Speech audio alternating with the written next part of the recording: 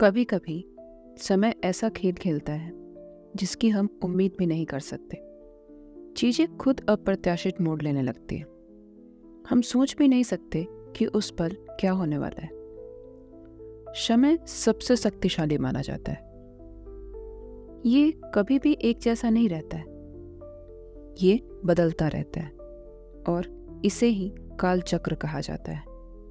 हम इस बात की उम्मीद भी नहीं कर सकते कि किसकी बारी है अब इस काल चक्र में पिसने की।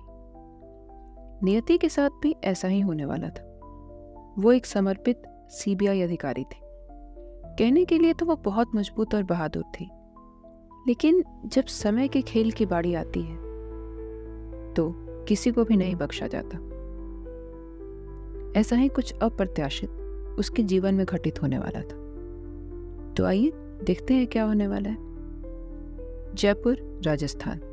सुबह के 4 बज रहे हैं और जयपुर के चांदपोल बाजार के पास अचानक गोली चलने की आवाज से पूरा शहर गूंज उठता है। कुछ ही देर में पुलिस वहां पहुंचती है और जाने माने police officer mister Rishabh Singh spot पर पहुंच जाते हैं। उस जगह पर जयपुर के जाने माने business tycoon mister Ravi Malhotra का मर्डर हुआ था। स्पॉट पर कोई नजर नहीं आ रहा था। पासी के एक अखबार बांटने वाले लड़के ने वहां लाश देखकर उसकी जानकारी पुलिस को दी थी। क्या आपने ही हमें फोन पर इस हत्या की जानकारी दी थी? ऋषभ ने वहां खड़े लड़के से पूछा। जी साहब, हम यहाँ रोज की तरह अखबार बांटने जा रहे थे, तभी हमने देखा कि यहाँ किसी की लाश पड़ी है। देखे से ही ये हत्या प्रतीत हो रही थी, इसलिए इसकी जानकारी हमने सबसे पहले आपको दी। लड़के ने कुछ डरते हुए कहा। यह आदमी तो जाने माने business tycoon mister Ravi Malhotra है। हमें जल्दी से जल्दी इनके परिवार वालों की इस हत्या की जानकारी देनी होगी। कांस्टेबल, इनके परिवार वालों से संपर्क करो और घटना की जानकारी उन्हें दे दो। ऋषभ अपने कांस्टेबल की ओर मुड़कर कहते हैं। यस सर, कांस्टेबल ने कहा और वहां से चला गया। रवि मल्होत्रा की लाश पुलिस उनकी पत्नी और बाकी परिवार वालों को जानकारी देने के बाद पोस्टमार्टम के लिए भेज देती है। रवि मल्होत्रा की पत्नी और बच्चों को देखकर ऋषभ का दिल एकदम से भर आता है, क्योंकि वो लोग एकदम बेसहारा और अकेले पड़ गए थे। रवि की पत्नी को रोते देखकर ऋषभ उनके पास आए और कहा, आप हिम्मत रखिए। हम रवि जी को चाहकर भी वापस नहीं ला सकते, लेकिन इसके बाद जो भी इसके लिए जिम्मेदार है, मैं आपसे वादा करता हूं उसे इसकी सजा जरूर मिलेगी। इस केस की इन्वेस्टिगेशन सीबीआई से करवाई जाएगी और जल्दी से जल्दी अपराधी को पकड़ा जाएगा। इसके बाद ऋषभ अपनी जगह से खड़े हुए और कहा, नियति सिंघानिया से जल्दी कांटेक्ट करो और उनसे कहो मुझसे आकर मिले। जो ऑफिसर इस केस के लिए चुना गया था उसका नाम था नियति सिंघानिया, जो कि एक सीबीआई ऑफिसर थी। Central park, Jaipur. सुबह का समय है और 7:30 बज रहे थे।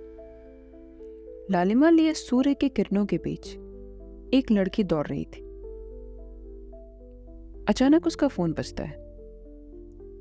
वो लड़की अपने ब्लूटूथ डिवाइस से फोन को कनेक्ट करती है और अपने सुर्ख गुलाबी होठों से कहती है, हेलो, नियति दिस साइड। उस लड़की की दोनों आंखों में एक अलग सी आग नजर आती है और गहराई इतनी कि अच्छे डूब जाए। दूसरी साइड से आवाज आती है, ma'am, it's an emergency. Suddenly mister Malhotra का मर्डर हो गया है। केस को फिलहाल मिस्टर ऋषभ सिंह हैंडल कर रहे हैं। इन्वेस्टिगेशन में उन्हें आपकी मदद चाहिए। उन्होंने कहा है आपको उनसे आकर मिलना।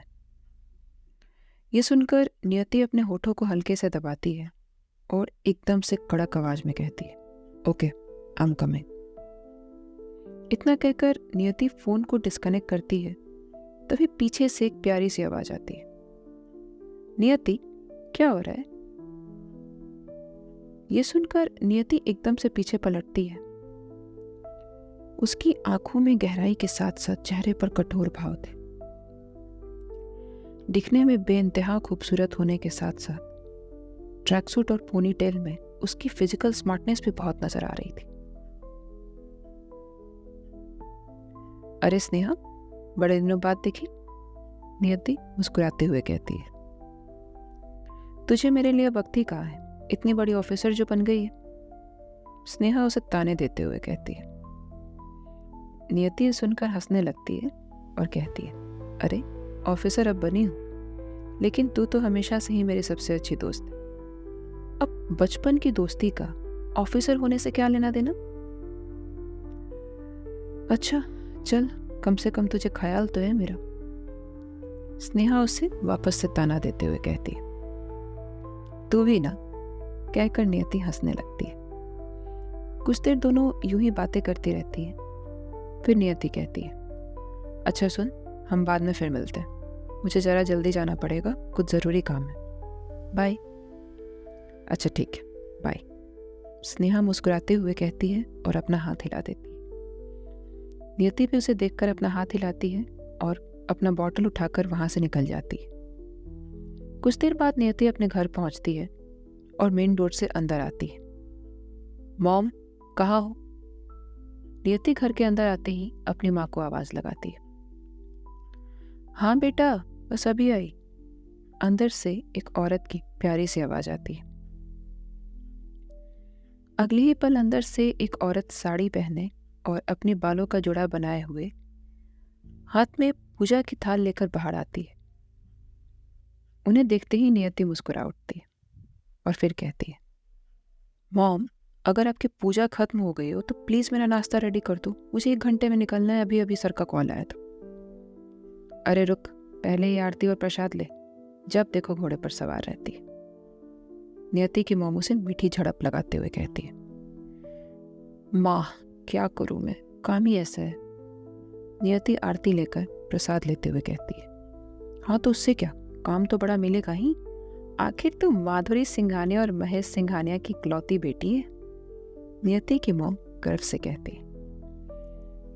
नियति की माँ का नाम माधुरी था और उनके पिता का नाम महेश सिंघानिया था। इसके साथ ही वो अपने माता पिता की इकलौती संतान थी। चलो फिर, अब मेरा नाश्ता बना दो, मैं तैयार होकर आई, नियति कहती है और वहां से जाने लगती है। अच्छा रुक तो, बता जरा क्या खाएगी? माधुरी प्यार से कहती है। माँ, मेरे लिए उपमा रेडी कर दो, मैं आज वही खाऊंगी और साथ में थोड़ा सा ऑरेंज जूस। नियति सीढ़ियों की ओर जाते हुए कहती है। इतना कहकर नियति अपने कमरे में आती है। नियति का कमरा काफी ऑर्गेनाइज्ड था। बेड जिस पे हल्के नीले रंग के फूलों वाली बेडशीट बिछी थी, तकिए एकदम सलीके से रखे थे। उससे लगकर एक कबर्ड था जिससे अटैच्ड एक ड्रेसिंग मिरर था, जिसके सामने कुछ परफ्यूम्स और एक हेयर ब्रश रखा था। दूसरी साइड एक स्टडी टेबल था जहाँ एक बड़ा सा फ्लावर पॉट और कुछ छोटे छोटे सामान, जिसके सामने एक लैपटॉप और कुछ बुक्स रखी हुई थी। कमरे की विंडो पर लाइट येलो पर्दे लगे थे और दीवार ग्रे कलर की थी। उसी में दीवार की एक साइड नियति की पुरानी तस्वीरें लगी थी, जिसमें वो बेहद प्यारी नजर आ रही थी।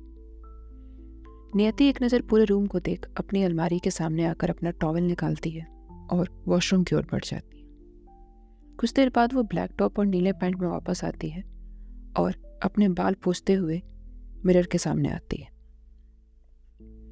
वो कुछ पल के लिए एकदम शांत से खुद को मिरर में देखती रहती है और फिर एकदम से कहती है, नाउ द गेम बिगिंस। तो गाइज, ये था काल चक्र समय का चक्रव्यूह का पहला भाग। इसका अगला भाग आप बहुत जल्द सुनेंगे मेरे साथ। तब तक के लिए बने रहिए मेरे साथ। Thanks for listening.